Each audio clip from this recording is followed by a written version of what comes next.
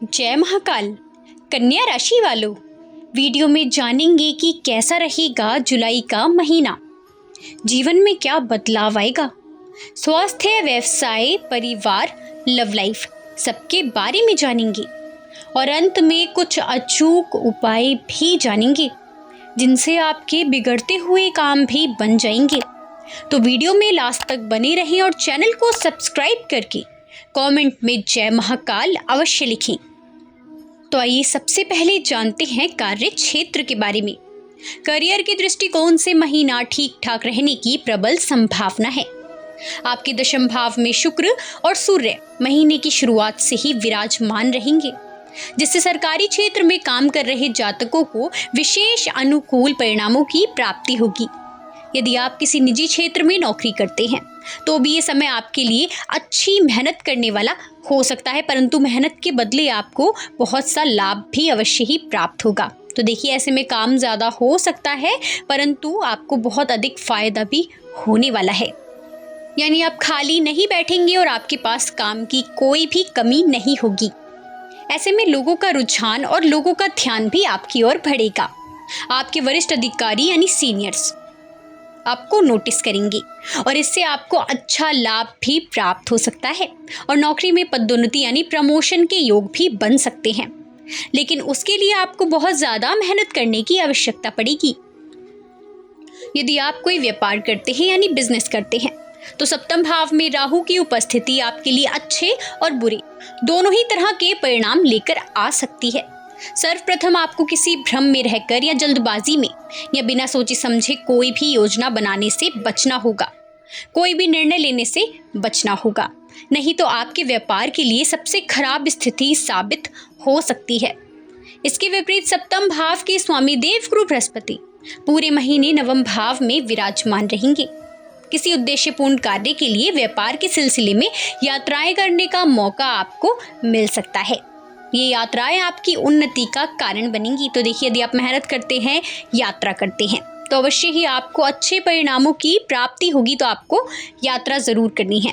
अनुभवी व्यक्तियों का सहयोग भी आपको मिलेगा और यदि आप उनकी सलाह के अनुसार काम करेंगे तो आपको अच्छी सफलता भी अवश्य ही प्राप्त होगी। तो आइए अब जानते हैं कि कैसा रहने वाला है आपका स्वास्थ्य। ये महीना स्वास्थ्य के दृष्टिकोण से सबसे ज्यादा ध्यान देने वाला महीना है, क्योंकि बाकी क्षेत्रों को छोड़ दें तो स्वास्थ्य ही आपका एक ऐसा क्षेत्र है जहां आपको इस महीने सबसे ज्यादा ध्यान देने की आवश्यकता पड़ेगी। आपकी राशि स्वामी बुध महाराज तो महीने की शुरुआत में एकादश भाव में रहेंगे। इससे आपके स्वास्थ्य को मजबूती प्रदान वो करने वाले हैं। ऊपर से देवगुरु बृहस्पति की दृष्टि भी आपकी राशि पर होने से स्वास्थ्य को लाभ होगा। लेकिन राशि में केतु महाराज और सप्तम भाव में राहु महाराज पूरे महीने विराजमान रहेंगे। इससे आपको अपने प्रति लापरवाही भरा रवैया नहीं अपनाना है। आपके अंदर मानसिक तनाव और एकांकीपन की समस्या हो सकती है। इसके लिए आपको इससे बाहर निकलना होगा, क्योंकि इसका असर मानसिक के साथ साथ आपके शारीरिक स्वास्थ्य पर भी नकारात्मक पड़ सकता है। शनि महाराज वक्री अवस्था में छठे भाव में, सप्तम भाव में राहु महाराज और अष्टम भाव में मंगल महाराज आपको स्वास्थ्य समस्याएं प्रदान करेंगे। महीने का पूर्व उत्तरार्ध ज्यादा कमजोर रहेगा। इस दौरान आपको किसी तरह की चोट लग सकती है, कोई दुर्घटना हो सकती है, एक्सीडेंट आपका हो सकता है। साथ ही किसी बड़ी बीमारी के लिए आपको सचेत रहना होगा। महीने के पूर्व उत्तरार्ध के बाद जब मंगल यहाँ से निकल जाएंगे तब इन परिस्थितियों में कुछ हद तक सुधार हो सकते हैं। लेकिन आपके राशि स्वामी भी आपकी राशि से द्वादश भाव में 19 जुलाई को आ जाएंगे, तो फिर से आपको अपने स्वास्थ्य पर ध्यान देना होगा। तो देखिए, आपको पूरे ही महीने अपने स्वास्थ्य का ध्यान रखना है। ऐसे में आप अपने खान पान में बदलाव लेकर आए। सुबह की सैर पर भी आप अवश्य ही जा सकते हैं और साथ ही योग, मेडिटेशन और व्यायाम अवश्य करें, ताकि आप किसी भी प्रकार के मानसिक तनाव से दूर रहें।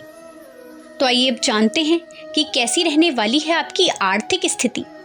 यदि आपकी आर्थिक स्थिति को देखा जाए तो महीना आपको आर्थिक तौर पर अधिक लाभ दिलवा सकता है। महीने की शुरुआत में ही बुध महाराज एकादश भाव में विराजमान होकर आपकी आर्थिक स्थिति को आगे बढ़ाने में मददगार साबित होंगे। वहीं 7 जुलाई से शुक्र और 16 जुलाई से सूर्य भी आपके एकादश भाव में आ जाएंगे। इससे आपकी आमदनी दिन प्रतिदिन बढ़ती जाएगी। आपकी दैनिक आमदनी में बढ़ोतरी होगी। बुध महाराज 19 जुलाई से आपके द्वादश भाव में चले जाएंगे। तब आपके खर्चों में कुछ बढ़ोतरी आपको देखने को मिलेगी। शनि महाराज भी छठे भाव में बैठकर एकादश भाव पर दृष्टि डालेंगे, जिससे खर्चों को कुछ हद तक नियंत्रण में रखने के लिए आपको आसानी होगी। आपके व्यापार में अच्छी उन्नति आपको देखने को मिलेगी। लंबी यात्राओं पर धन खर्च हो सकता है। व्यापार के लिए धन जुटाने का काम भी आप करेंगे। महीने का पूर्वोत्तरार्ध आर्थिक लाभ के लिए ज्यादा अनुकूल दिखाई दे रहा है। इस समय का भरपूर सदुपयोग करें ताकि आपकी आर्थिक स्थिति मजबूत बनी रहे। तो आइए अब जानते हैं कि कैसा रहेगा आपका प्रेम और वैवाहिक जीवन। यदि आप किसी प्रेम संबंध में हैं, तो आपके लिए महीना मिश्रित परिणाम देने वाला साबित होगा। आप अपनी बात अपने प्रियतम से खुलकर कह पाएंगे। आपकी संवाद शैली विकसित होगी, यानी कम्युनिकेशन स्किल्स आपकी बढ़ेंगी। आप बातों को अच्छी तरह से सोच विचार करके उनके सामने रखेंगे, जो उनके दिल को छू जाएंगी और आपका प्रेम भी बढ़ेगा।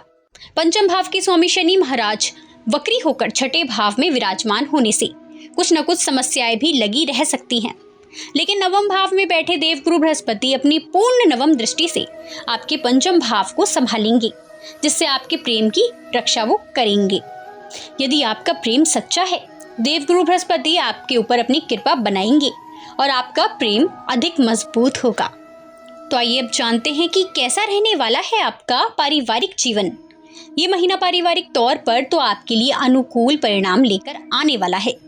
दूसरे भाव के स्वामी शुक्र महाराज महीने की शुरुआत में सूर्य देव के साथ दशम भाव में विराजमान रहेंगे, जिससे आपके पैतृक व्यवसाय में वृद्धि होगी।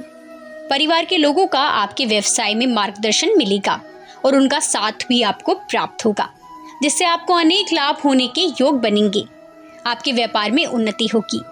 चौथे भाव के स्वामी देव गुरु बृहस्पति महाराज नवम भाव में बैठे हैं, जिससे आप परिवार के साथ तीर्थ यात्रा पर जा सकते हैं। इस महीने पारिवारिक संपत्ति में बढ़ोतरी होने के योग बन सकते हैं। भाई बहनों से आपको शुरुआत में निराशा हो सकती है और उनसे कहासुनी भी हो सकती है, लेकिन महीने के उत्तरार्ध में संबंध सुधरेंगे और एक दूसरे का प्रेम भी बढ़ेगा। इस प्रकार पारिवारिक जीवन में वापस खुशियां आ जाएंगी।